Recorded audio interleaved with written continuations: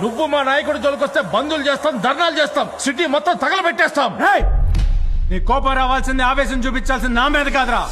నువ్వు వెళ్తున్న రోడ్డు మీద గజానికి ఒక గుంత చూసినప్పుడు నువ్వు ఎన్నుకున్నావే లీడర్, వాడి మీద రావాలరా కోపం.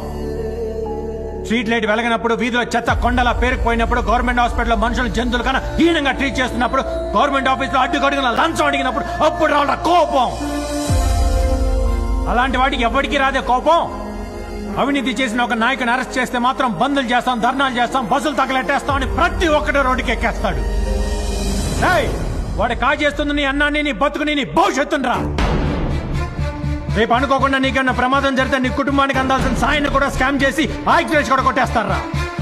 కరెక్ట్ గా చెప్పారు సార్. ఇక్కడ కరప్షన్ వల్ల నాలాంటి కామన్ మ్యాన్ ఎన్ని కష్టాలు ఫేస్ చేస్తున్నాడు. ఈ దేశంలో కామన్ మ్యాన్ ఏం క్లీన్ కాదు brother. He's the most corrupted part of the system. Power లో ఉన్న పొలిటీషియన్ కన్నా ఓటేసే ఓటర్లోనే ఎక్కువ అవినీతి ఉంది. ఫ్రీగా ఇల్లు ఇస్తాం, కరెంట్ ఇస్తాం,